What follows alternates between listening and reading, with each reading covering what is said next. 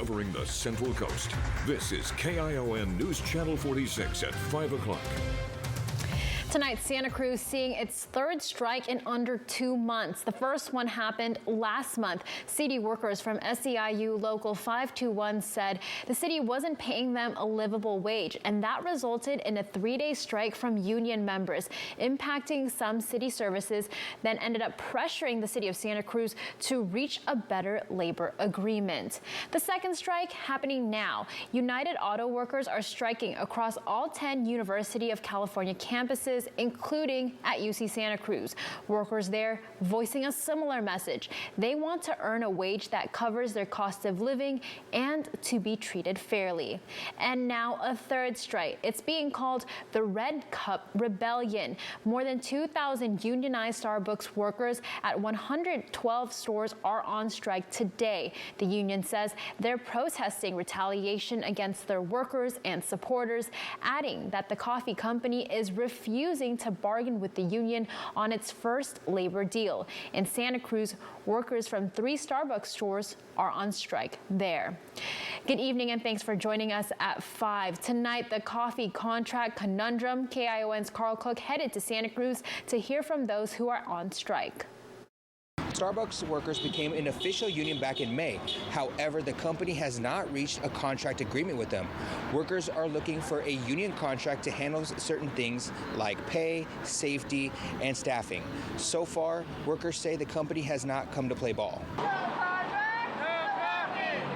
Starbucks may be celebrating National Red Cup Day, but not in Santa Cruz. Workers are out on strike this Thursday, frustrated with the company. So if you're in the area looking for a cup of joe or maybe your favorite holiday drink, well, you're out of luck. 3 different locations in Santa Cruz County are closed. To coffee drinkers I spoke to, they weren't too worried about it though. I'm not really mad about it or anything like that. The Starbucks is closed, in the end. A lot more things are more important than just getting a cup of coffee. So what are employees asking for? Overall, just making the workplace a place that we don't dread coming to. Because we love Starbucks. We genuinely like coming here, making coffee, serving our customers. It's great, and we want to have fun at the same time. We reached out to Starbucks to get its response. They issued a statement saying in part, quote, "We remain committed to all partners and will continue to work together side by side to make Starbucks a company that works for everyone. In those stores where partners have elected union representation, we have been willing and continue to urge the union to meet us at the bargaining table to move the process forward in good faith." End quote.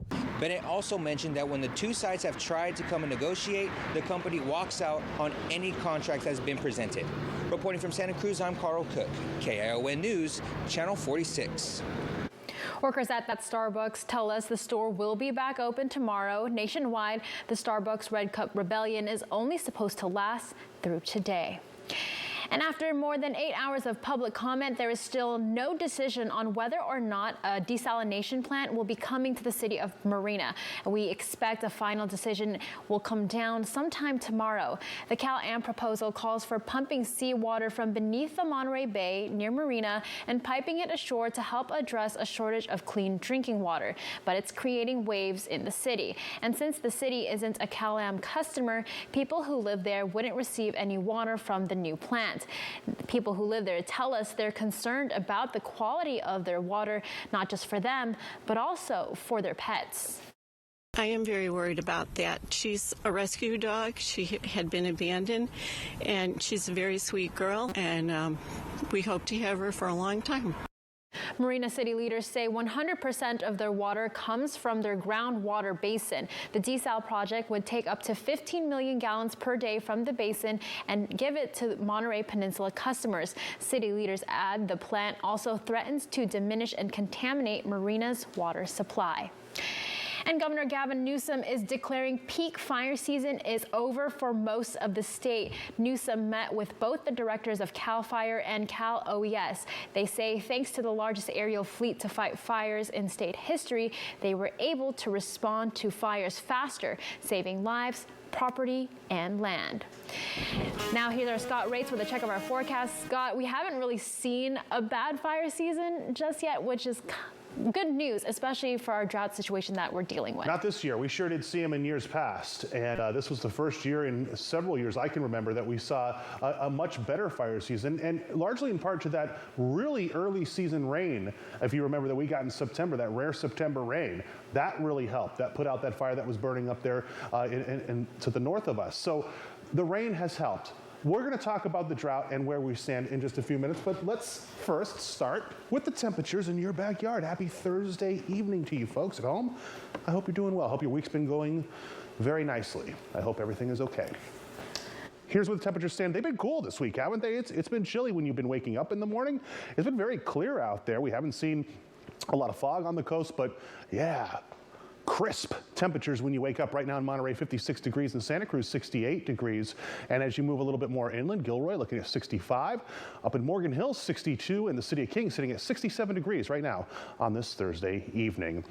Let's talk about the wind speeds out there. They are not too bad. I think the wind speeds are going to start to increase here, though, as we go into Friday and even into Friday evening, especially on the coast. We have some weather patterns setting up that we should see some pretty gusty winds, I think, come tomorrow evening. And I'll show you that in my complete forecast coming up in just a little bit. But right now, not much wind to talk about in our area. Okay, it's the time that you've all been waiting for. Drought Update Thursday. Welcome to Drought Update Thursday. And we have seen an improvement in certain places and right here in our area. We got all of that rain, that big storm that came through a little over a week ago now, and it has put a dent in the drought. So, you know, when I showed you this last week, 2 days after that rain event, the water really hadn't sunk into the ground. It now has sunk into the ground. So this little spot right here in our area where you see it circled, it has gone down from exceptional, you see this exceptional right here, to extreme. So a little bit of good news right there as far as the drought is concerned in our area. We will take it. Good news. Now, coming up, I'm talking about cooler temperatures, a little bit of wind, and we are tracking a slight possibility for maybe a stray shower. I'll show you all of that in my complete forecast, Anna, coming up in just a little while. Don't go anywhere. And your vote, your future. Tonight, new numbers from out of Santa Cruz County, and the races for supervisor seats are still too close to call. Two former Santa Cruz council members are competing in Santa Cruz County's District 3 supervisor race. Justin Cummings and Shebra Kalantari Johnson are in a dead heat tonight, both just decimal point shy of 50% of the vote. More than 20,000 ballots have already been counted in that race. District 4 puts Jimmy Dutra against Felipe Hernandez, and tonight Dutra trails behind by Hernandez by more than 15 points. Just over 9,500 ballots in total have been counted for this race. And with great confidence in our caucus, I will not seek re-election to Democratic leadership in the next Congress. And House Speaker Nancy Pelosi addressed a packed House floor this morning. She officially announced she will not return or not seek to return as Speaker in the next session of Congress. She will be stepping down from that role, but she will still remain a representative. Pelosi hinted she would step down from leadership following the attack on her husband, Paul, in their San Francisco home last month. For my dear husband, Paul, who has been my beloved partner in life and my pillar of support, thank you. We're all grateful for all the prayers and well wishes as he continues his recovery. Thank you so much. The Speaker then received a standing ovation after thanking her fellow members of the House. Pelosi also said she feels it's time to make way for the next generation of Democrats to step up and step into leadership roles. And tonight, Monterey County health leaders urging people to make sure they stay safe from respiratory illnesses like the flu, COVID-19, and RSV.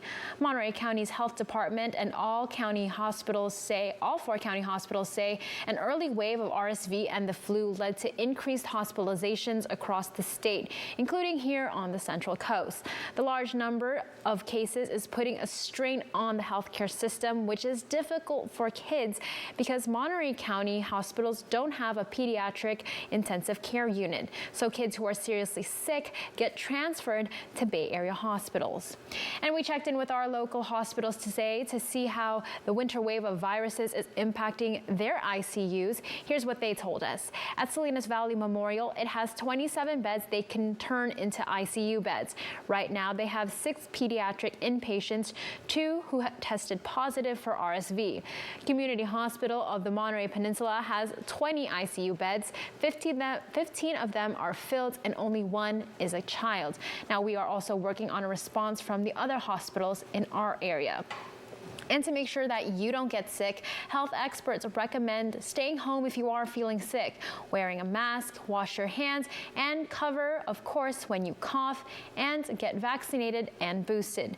And there are 2 upcoming clinics for anyone older than 6 months to get free flu and COVID-19 vaccines. The first one is happening now, and it goes until 7 p.m. at the Bayview Academy in Monterey. The second one is on Saturday from 10 to 4 at the Monterey County Health Department building in Salinas. And 4 Greenfield men are facing numerous charges tonight after carjacking a vehicle and leading police on a multi-city chase.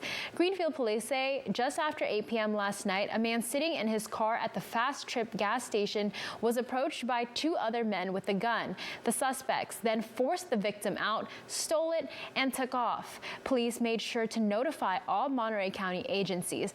Then 2.5 hours later, an officer from the Salinas Police Department spotted the stolen car in Salinas. The suspects led law enforcement on a brief chase in that stolen vehicle before trying to run away. The original 2 suspects had also 2 other passengers with them, and all 4 have been arrested on charges including carjacking, brandishing a firearm, and conspiracy. To Southern California now, a man behind bars after crashing into a group of LA County Sheriff's recruits yesterday, sending dozens of them to the hospital. Deputies identified the driver as 22-year-old Nicholas Joseph Gutierrez. Gutierrez is booked on suspicion of attempted murder of a peace officer. Right now, he's being without bail. He was taken into custody near the scene of the crash Wednesday morning and did pass an alcohol and breathalyzer test. The circumstances surrounding the incident are still under investigation. Investing in healthy soil. Straight ahead in our Ag Report, how 2 programs will help farmers improve soil quality and invest in water. Plus, a new high school could be coming to Hollister. The talks between school leaders and the community. And a lot of work out there right now this 5 o'clock hour from our Mount Toro camera. It has been cool and crisp in our area, and yeah, pretty dry, right? You've been seeing blue skies as far as the eye can see. How much longer will this weather pattern continue? What can you expect in your backyard? I am tracking your full forecast, and I will be breaking it down for you in 2 minutes.